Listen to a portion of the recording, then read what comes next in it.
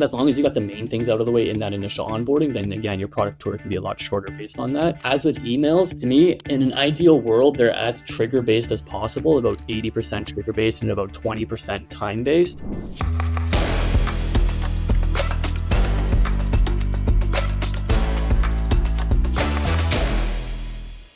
Justin, thank you so much for joining me today, mate. We had a great call a few weeks ago, and I was really happy to dig into that SaaS metrics and tracking how to get things right. And I really love the article you ended up producing, and people out there should go and check it out. Master your SaaS metrics and tracking, 9 steps to get it right.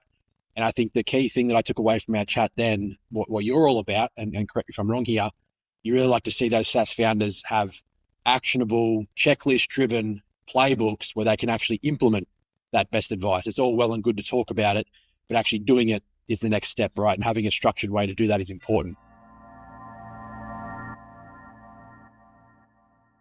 Absolutely. I think you see a lot of content online right now, which to no fault of their own are just more high level type stuff. And I think what people are really looking for nowadays, especially as, everything, social media clamps down our attention spans, we just want actionable tools that we can implement.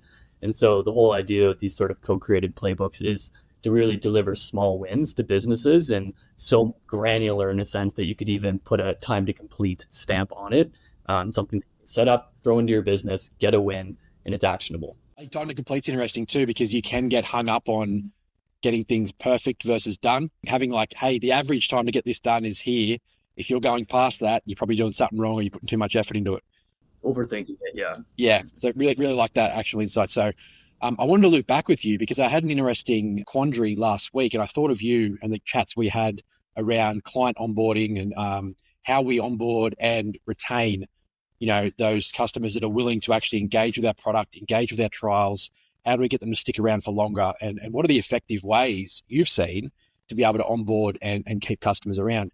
And so the situation I had, Justin, was I was going through my funnel data like I do every day, every week, as a SaaS CEO would. And one of my admin dashboards shows me all of my trial signups and then the subsequent funnel. When they finish the trial signup form, they then connect their payment provider and they actually have subscription revenue in their account. So sometimes we might get a Stripe user that doesn't actually run subscriptions through Stripe. So we'll only see that they connected. We don't see any associated subscription revenue. But more often than not, our high quality leads are trial started, connected your subscription management tool, and then we see that subscription revenue data into our dashboards. What I had noticed is I was getting these, what I would regard as high quality contacts, B2B domains, real people connecting. They would finish the trial sign up form, which is pretty brief. They'd get to the connection screen and drop off. And so, obviously I want to analyze any portion of my funnel that has a high drop off rate. It wasn't necessarily high, but it was just an annoying amount that I thought, why is this effort going in? Anyway, I did some outbound to all of these domains over the course of a week, and a couple of people got back to me, and one in particular perked my interest. Is they said, thanks for reaching out, great product, love Baremetrics. We were just looking to see what your onboarding flow was like. We're launching our own SaaS and want to see what we should be doing. So for listeners out there, they sign up to my trial, they went through the trial sign-up form, they then just deliberately wanted to see what our drip was like after the trial sign-up. And that's all they did. They said, we just want to see the style of your emails. What are the messaging? Like, how many emails do you send? And I was thankful for the response. So I sat down with this individual. I went through our flow and I said, yeah, here's how we structure emails.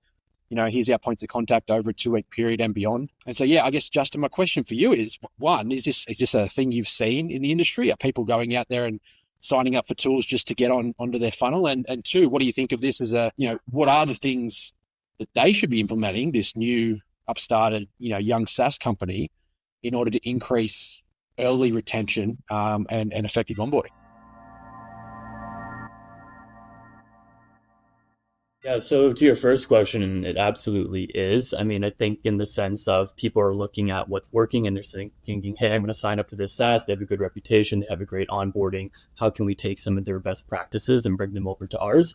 I've done that myself. I've signed up to tools like UserList, Clay, all known for having very, very good onboarding, specifically with UserList. As their emails come in, they have sort of onboarding emails and everything gets auto tracked and put into a folder. I can take, look at that for inspiration and stuff. So, I mean, certainly looking at people who are doing something a better way than you and taking inspiration from that is nothing new, but it's definitely happening sort of a lot in the SaaS industry. And as for sort of what these founders or these SaaS creators can be doing to improve their onboarding, so to me, the way I look at it, if they're coming over to Baremetrics and they're saying, "Hey, what's working for them?" That's always going to give them that template, that general high level idea, that structure.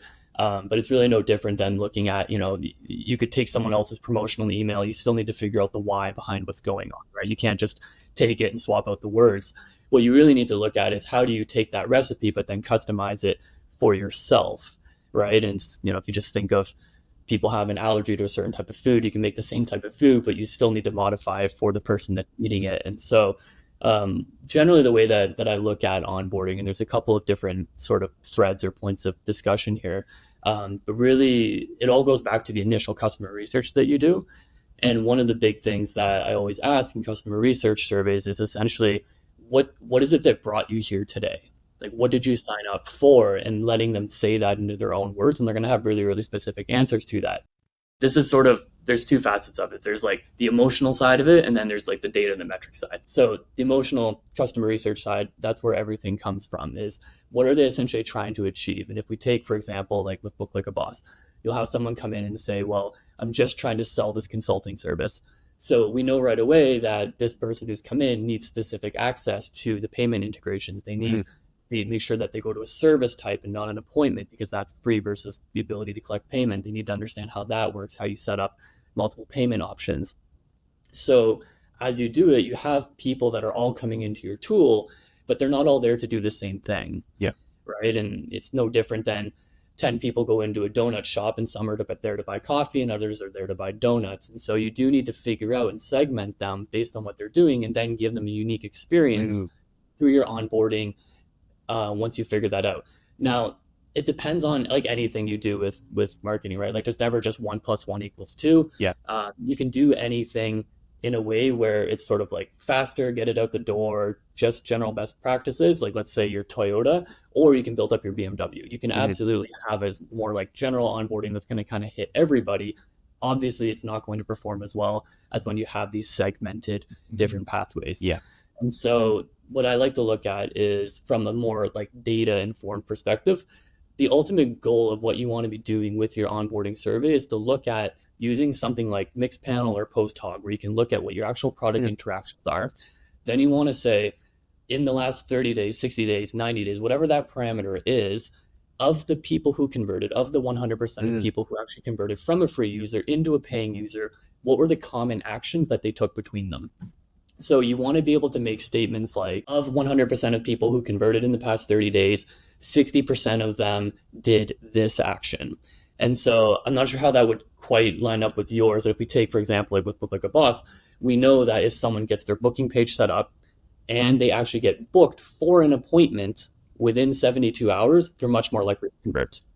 So we know what those actions are, but what if you look at all the unique actions that successful users, people who converted into a paying user, took within your app within a certain time frame, within the first 24 hours, within the first 48, within the first week, what are those successful actions that all the people took? And then you want to build your onboarding around that. So starting with the highest percentage, 80% of people who converted did this, and then 50% of people who converted did that. And so that's how you kind of build your pathway along. And then you sort of want to structure your whole onboarding around forcing users down that same golden funnel, that same golden stepway or pathway, to give them the best possibility of converting. And so that's really, I mean, PostHog's great for this. They're a small team, great lads out of the UK. And so you can actually just funnel out and see where all the overlap is by percentage. You can set that cohort based on only people who converted. And then, okay, these are the X, 7, 8, 9, 10 things that we need to do that. With onboarding emails themselves, like how do you actually then push them along that path, right? Because you have the issue of, well, there's essentially 3 different things. There's your actual onboarding process, right? People come in, hey, connect your account similar to what you have. Second is the product tour. And third is email onboarding. So actually sending out emails and recording with it. And I like to keep them in tandem as much as possible. I think sort of the onboarding part at the beginning is probably a little bit more than the product tour. I find some product tours are just very overwhelming. Have them go through that initial onboarding, hitting off all those key points that you know that they need to do. So for us, we know that they need to connect their calendar. It's a thing to even functionally, make it work. We know that they need to get their payment processor integrated if they're going to be using payment services. So you hit those, and then you can have a very brief product tour after that. Most people nowadays want to be able to play with the product. As long as you got the main things out of the way in that initial onboarding, then again, your product tour can be a lot shorter based on that. As with emails, to me, in an ideal world, they're as trigger based as possible, about 80% trigger based and about 20% time based. It really depends on the tool that you're using for your email, as well as how well your product itself, the product interactions are integrated with something like an intercom, for example, if that's what you're using. If you don't have those product integrations set up, you can't trigger those emails. But essentially, you want to be looking at people who haven't logged in for 48 hours, people, sending them an email, bumping them to come back in, asking them what's wrong. If you know that one of your highest converting actions is, for example, someone, getting their calendar set up in the first 24 hours, again, can you build a trigger based on that? And if they haven't, send that email to them. And of course, make it dead simple. Here's a 1-minute tutorial on how to do it. And always speak to the benefit of why they should be doing it as well. And that's a lot. We always take a very pragmatic, logical look at these actions and just go connect your calendar. But, we know that people who, are successful with the tool do this, therefore you should do that. And here's why you should do it. Yeah, mate. Thanks for that super detailed answer there. I think a lot of SaaS founders could benefit from passing that out into those particular pieces. And I like the way you break that sort of three stages down, right? With the concurrent flow of the onboarding into the product tour, into the emails. I think that's a great framework to start with, right? Just portion out those parts and think about what are we doing here, what are we doing there, and what are we doing at the end. One part that you mentioned really rang true with me is sort of keeping them engaged and getting them to do the things you want them to do. I think there's two parts of that equation for SaaS startups right at the very first phase of growth, when they're trying to figure out like how to get new users onboarded. They haven't necessarily got much retention data or long tail onboarding data. They're really just selling to solve that one problem. You're kind of probably going to be throwing darts at what you think are the key things you want your users to do to get them sticky. And really that, I believe that comes around, it sort of revolves around your value metric, right? What is it that you're really offering, and what are your users coming to you for? Like you say, what brought you here today? You should have an inherent sense of what that is just by virtue of the problem you're solving for them. And I think, so my advice for startups in that very early day where you don't have a lot of data to sort of back your process is centered around that value metric that you have identified as the core solution to the problem that you're solving for, and get that in front of them as quick as you can, right? Bring that point of time to value, that value metric as far forward as you can. Get them to do that thing, to see the result, to feel the pain ease, and then you can figure out the rest as they go on. It may well be that after a few months, that's not what you thought, right? And the example I often use is, for us, we like to see them add an additional user to the account, because that means they're sharing dashboard. They're bringing other people in to look at the data as well. And we know that for us, that's one of our, like you said, the golden circle of onboarding activities for us is add an additional user, or invite a teammate, we should say. That's a really interesting point. And I think, do you think that advice rings true for sort of the early stage SaaS or the startup SaaS versus someone who's trying to refine their onboarding experience? Absolutely. So actually a quick and easy way to do that is using Hotjar. So you're Yes. essentially saying we don't have product data. So we need the users to tell us what their value is, their value metric is. So Hotjar has like the on-site surveys. You can start it for free. I think it's low submissions, but I used to run that on site, and you just have, it's a single question. What are you here to do today? Or what are you looking to sign up for? What are you looking to solve? However you want to word that, and just get them to start telling you. People will answer it. The conversion rate in terms of total website visitors can be a bit low, but people will start telling you, what they're there to do. And so just let that run, take in as many of those answers as possible. And that'll give you a pretty good sense of not only what that value metric is, but also how you should be changing up your homepage copy based on essentially what they're saying and what the questions are that they're asking. But typically that'll give you a pretty good sense of what that value metric is. And then you just use your common sense logical brain to say, okay, what's the fastest way for my users to hit that within my product? And then build around that in the meantime. So for us, I love you raised Hotjar, just harking back to our original conversation around emulating other platforms, onboarding experiences. We used Hotjar there for a while. And I remember the onboarding space there, you get into the dashboard and you see the left-hand nav bar and then all the features that you're trying to access, whether that's the heat map or the user, the journey, etc. It's always, you must install the widget, right? Because that's the whole premise. If you don't install the widget on your website, you're not going to be able to use the product. But the fact that I was able to be in the product, in the user experience, seeing what they would offer, seeing the components of the application and knowing that the only thing I have to do and the only thing they're wanting me to do right now is install the widget, it forced me down that funnel. Absolutely. It might be something you can forget.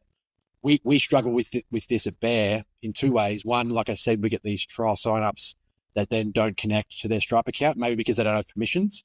So we've recently implemented a Ask Admin feature on our sign-up page. So where you get there and you think, a lot of the time someone's been tasked to say, hey, go try out Baremetrics and tell me what the data says, right? And they'll get there and realize they don't have permissions for the Stripe API key. We now have an Ask Admin function because we noticed that flow. The second one we've noticed is when you connect a platform like Stripe or something with a lot of data that needs to be ingested, it takes time, right? Even in this day and age of, computer processing power, you're still talking about, lines and lines and lines of database entries and relationships that need to be built in order to provide a metric. So we do have a period of time post-connection before you get to see your data live.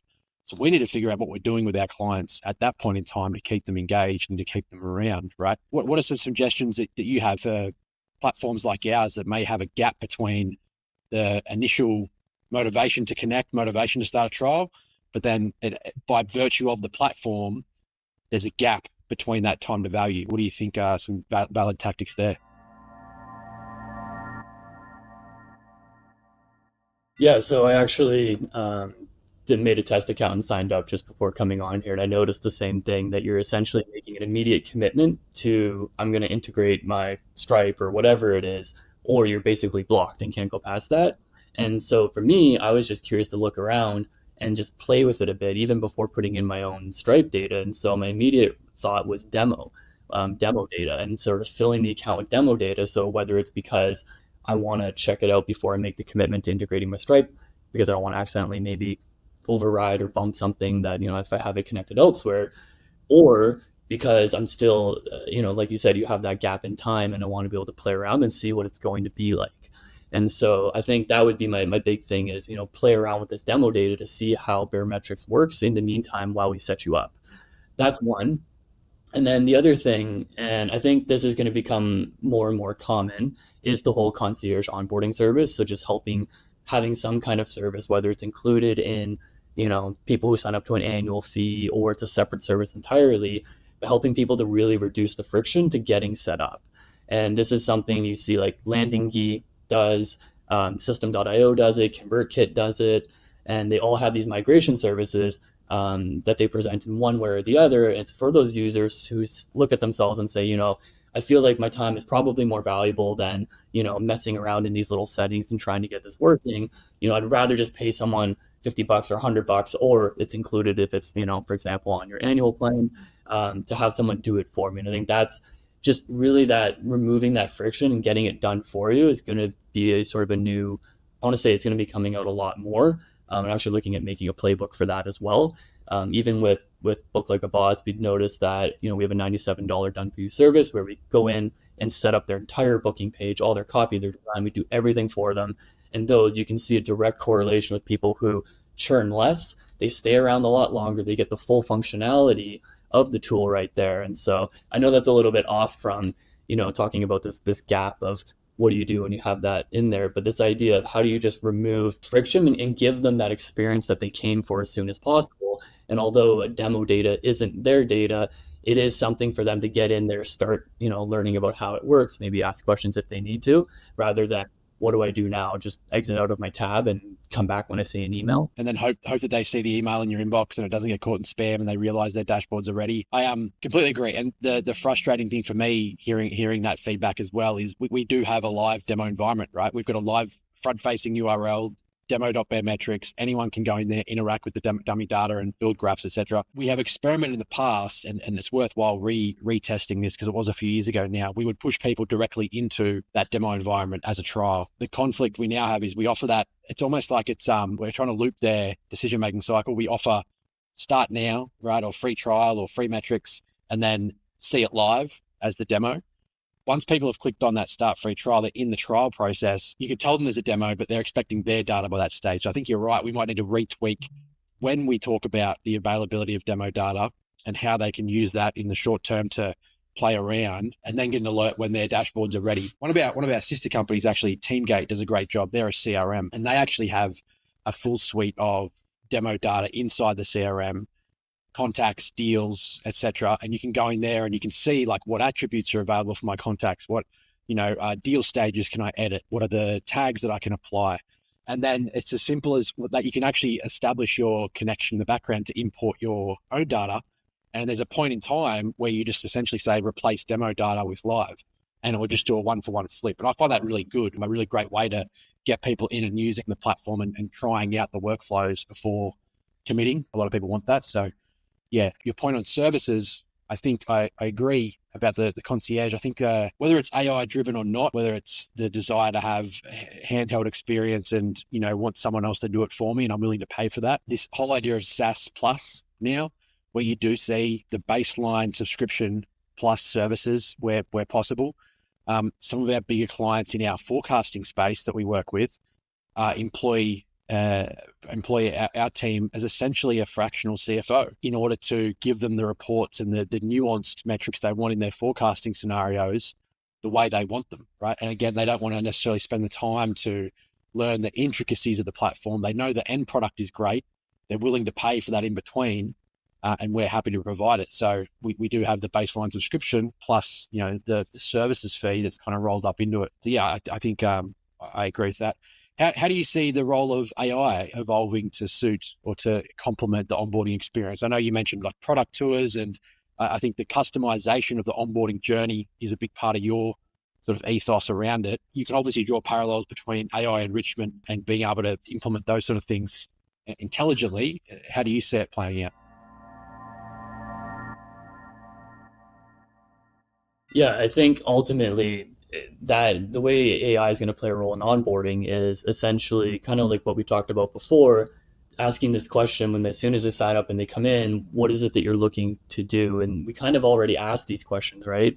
You'll see in onboarding in SaaS, will say, well, I'm a marketer and I'm looking to get reports for my business or for a business or whatever it is. But then they just kind of drop off, and those questions feel very one-sided. They just feel like it's you're providing data for the company to use, not that then provides you with a unique experience or a unique onboarding setup to actually get set up quicker in the product.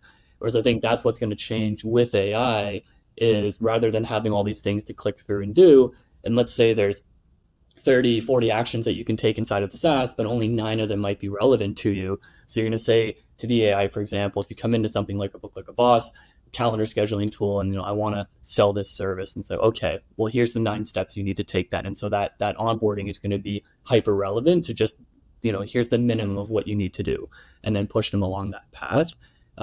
That's the way that essentially it's going to go. And I don't really see anyone doing that yet that I've seen. I might be wrong.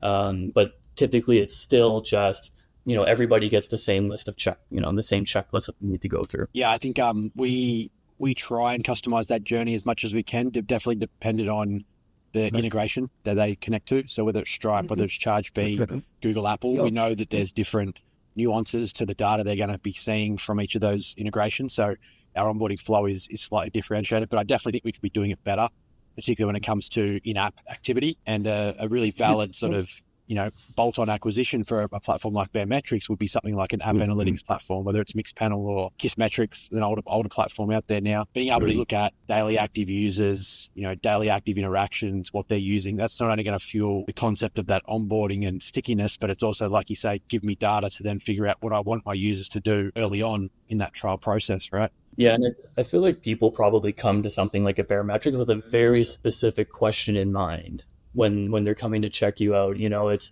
how many, I want to know what people churned in the last 2 weeks. Yeah. And so although you come and you say, hey, we're going to use Baremetrics for doing all of our subscription metrics and everything like that, I feel like a lot of people probably have a very specific question that they're looking to get answered. Yeah, you'd be surprised. You're probably right in that they don't come to us with we like to think they come to us for our vast array of metrics, right? The amount of metrics we can give you and then the detailed insights we can give you in those metrics. But you're right.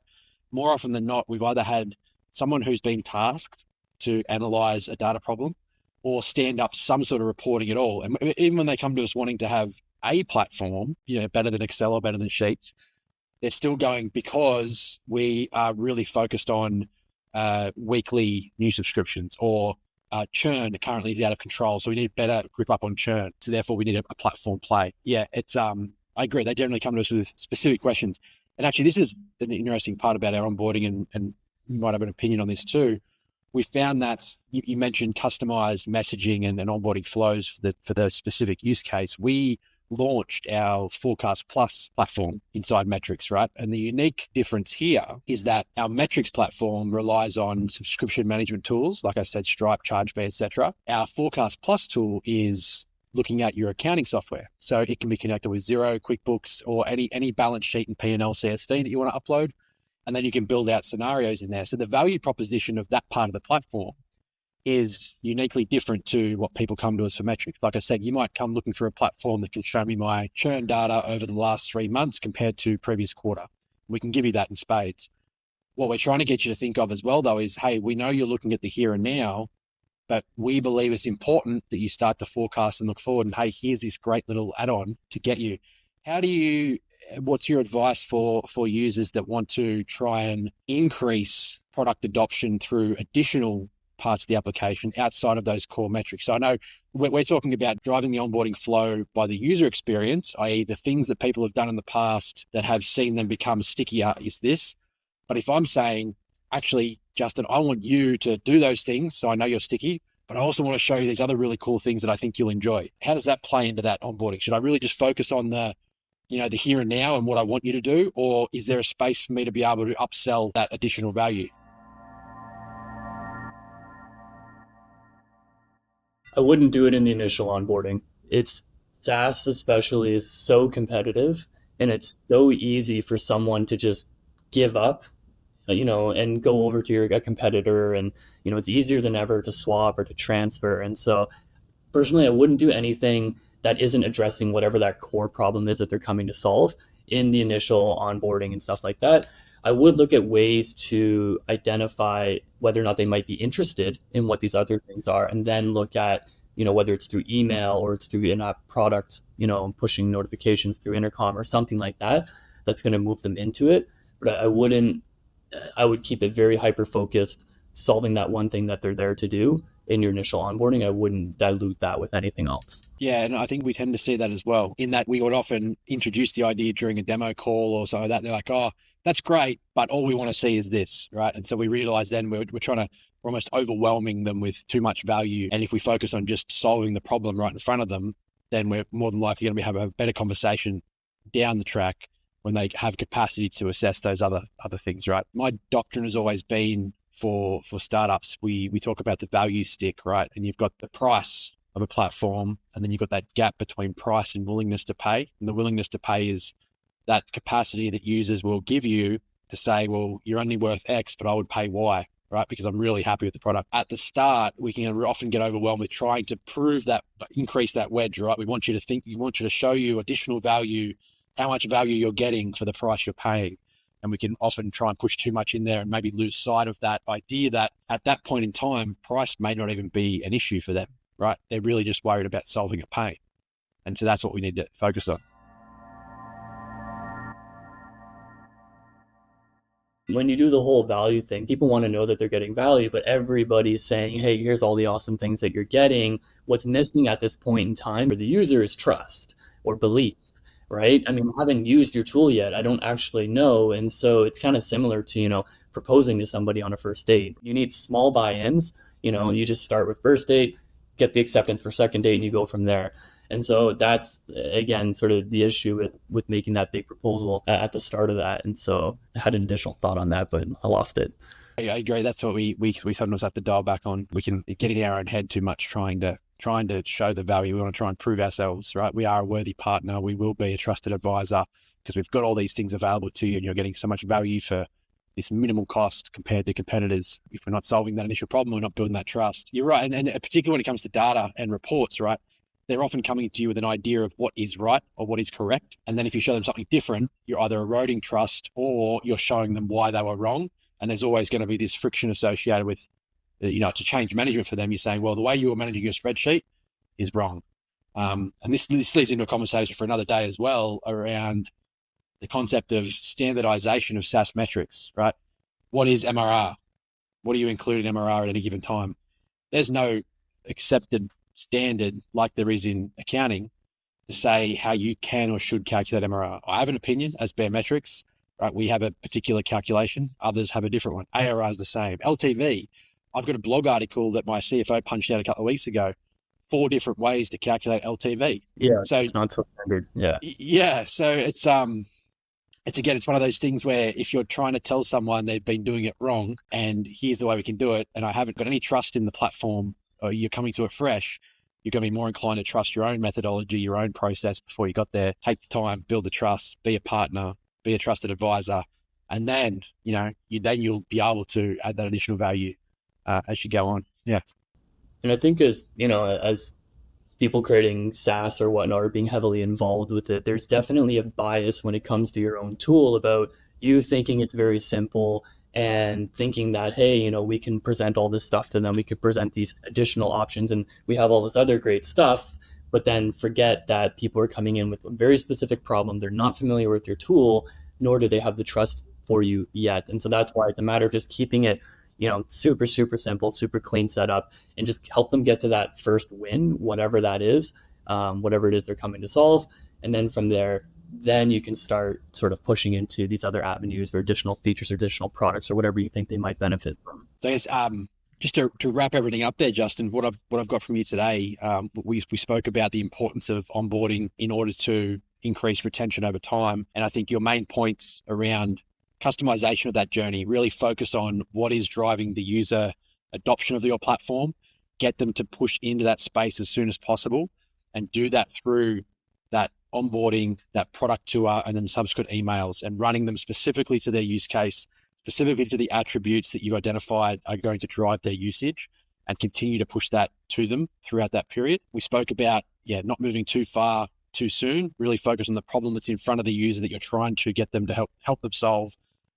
Don't get overwhelmed with showing them additional value, build trust, build confidence in the platform, and then start to look at additional use cases. Is there anything there in that summary that I've missed, Justin, that you want to get across? And if possible, if you are able to offer some sort of done for you concierge onboarding migration kind of service, whether it's included in your fee or sold for a separate price, those users will be very much hooked into you and they were much less likely to churn. Yeah, that white glove service, that additional SaaS plus services that people are willing to pay for because either they don't have the time, the energy, the effort to do it themselves, and they'd rather a trusted expert come in and help them on that way. Justin, mate, thank you so much for re-engaging and having another chat. I'm sure we've got plenty of other topics we might be able to talk about in the months ahead. Where can our listeners find your content and hear more from you? At my site, just justinhammond.com. Great. And obviously follow you on LinkedIn. You've been posting some really great stuff on there, dealing with other companies as well, similar to Baremetrics. But Justin, thank you so much for your time, mate. Really, again, a pleasure to have a chat. Really like hearing your passion for this space and the value you can bring to the client. So, I encourage anyone to reach out to Justin if they're working on their onboarding flows, their user experience, or anything around their sort of SaaS customer management space, particularly in those early phase SaaS startups. Excellent. Thank you so much for having me.